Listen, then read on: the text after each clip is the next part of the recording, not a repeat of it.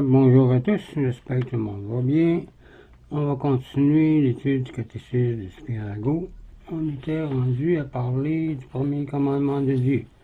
On avait vu que, point 1, l'adoration de Dieu consiste à reconnaître intérieurement et extérieurement qu'il est notre souverain Seigneur et que nous sommes ses créatures et ses serviteurs. On avait vu aussi nous adorons Dieu intérieurement par la foi, l'espérance et la charité. Et nous avons vu, troisièmement, nous adorons Dieu extérieurement par le sacrifice, les prières vocales, les uniflexions, les prostrations, la jonction des mains, en nous frappant la poitrine et en découvrant la tête. On va continuer ici avec l'adoration. Donc, commençons avec un signe de croix. Au nom du Père, du Fils et du Saint-Esprit. Amen. Et Seigneur, aide-nous à comprendre ta parole de plus en plus. On continue. Et pour l'adoration, toutes ces dévotions font partie du culte de latrie, à ne pas confondre avec le culte de Dulie, qui est seulement d'honorer les saints et de prier avec eux pour nos besoins. Jésus-Christ, à sa transfiguration, a parlé à Moïse et Élie, qui étaient toujours vivants, car Dieu n'est pas le Dieu des morts, mais des vivants. De plus, comme les cérémonies extérieures ne sont qu'un moyen, comme on a vu, pour augmenter notre dévotion intérieure, on peut les omettre si elles devaient nous nuire. De plus, si l'on est fatigué, par exemple, on peut prier assis. On peut même, suivant les circonstances, prier debout et en marchant, en disant notre chapelet, lorsqu'on sait, par exemple, que l'on prie mieux ainsi. Ne vous fatiguez pas en restant agenouillé trop longtemps, car cela occasionne des distractions. Il suffit que l'esprit soit agenouillé, pieusement devant Dieu, disait sainte Thérèse. La personne est ainsi fait qu'il manifeste à l'extérieur ses sentiments intérieurs. Sa physionomie ne peut cacher les sentiments de colère, de joie ou de tristesse qui l'animent. On peut voir son non-verbal à travers ses gestes. Il en est de même des sentiments d'adoration. Si une maison est en feu, les flammes ne tarderont pas à s'en échapper.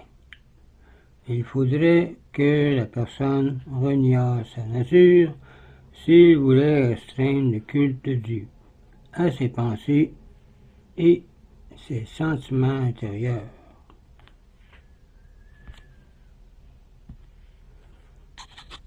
Deuxièmement aussi, pour le culte extérieur seul ne suffit pas. Il faut qu'il soit l'expression du culte intérieur. Celui qui s'agenouille, se frappe la poitrine, etc., sans que cela soit sincère, est un hypocrite, parce qu'il fait parade à l'extérieur pour se faire voir de sentiments intérieurs qu'il n'a pas. Il ressemble aux scribes et pharisiens que Jésus traitait d'hypocrisie. Voir Matthieu 23, versets 1 à 39. Que de personnes, cependant, qui, dans les églises, ne font ces actions que par routine, ou pour se faire voir, ou ostentation.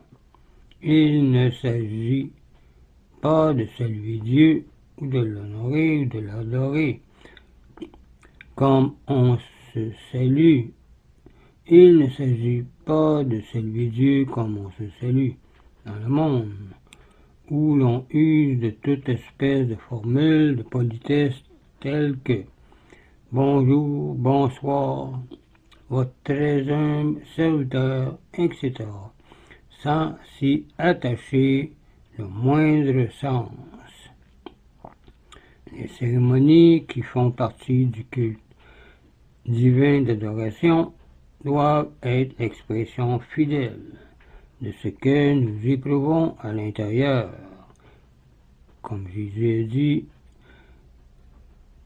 Dieu dit, Jésus-Christ à la Samaritaine est esprit, et ceux qui l'adorent doivent le faire en esprit et en vérité.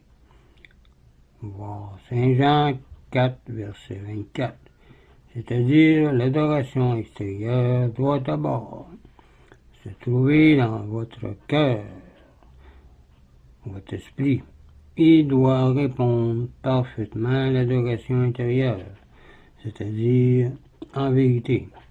On doit adorer Dieu en vérité et en esprit.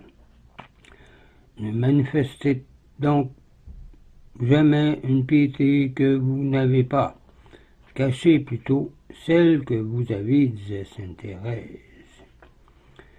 Ceux qui font parade de leur piété ressemblent à des gens qui mettent des vêtements au-dessus de leur position et qui par conséquent veulent se faire croire plus riches qu'ils ne le sont.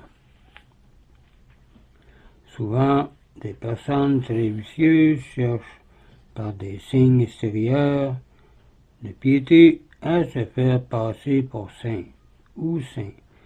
Elles se couvrent du manteau de la piété pour cacher leur conduite dépravée.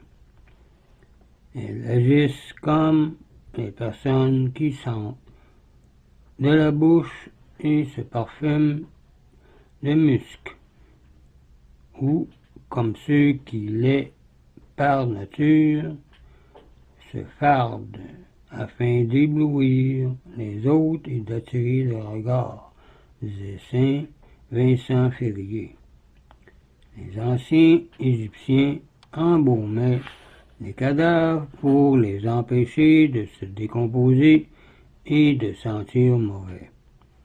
C'est ainsi que Satan agit avec les pécheurs pour faire disparaître la mauvaise odeur de leurs vices. Il les embaume avec le parfum de vertu simulée pour que l'on ne remarque pas leur mort, car Satan se déguise souvent en ange de lumière. Voir 2 Corinthiens 11, versets 13 à 15.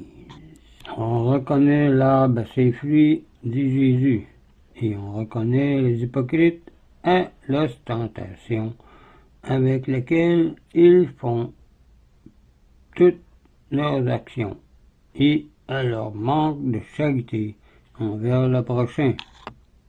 Oui, on reconnaît le bon arbre à ses fruits, et on reconnaît les hypocrites à l'ostentation avec laquelle ils font toutes leurs actions et pensées et à leur manque de charité envers les autres. Pour prier, ils se mettent à l'endroit où ils sont le plus en vue, se frappent violemment la poitrine, tournent les yeux, soupirent, affectent une démarche traînante, un regard abattu, un visage triste, font partie de toutes les sociétés religieuses et considèrent comme un crime de ne pas se confesser à certains jours, mais ne regardent pas pour un crime de cacher des fautes en confession. Ont toujours à la bouche des formules pieuses. Et c'est l'orgueil qui en est la source. D'un autre côté, ils vivent dans l'inimitié parlent mal de leur prochain, refusent de faire le monde et nourrissent des sentiments d'envie à l'égard de leurs semblables. On les reconnaît aussi facilement qu'on reconnaît à son langage un homme qui renie sa nationalité.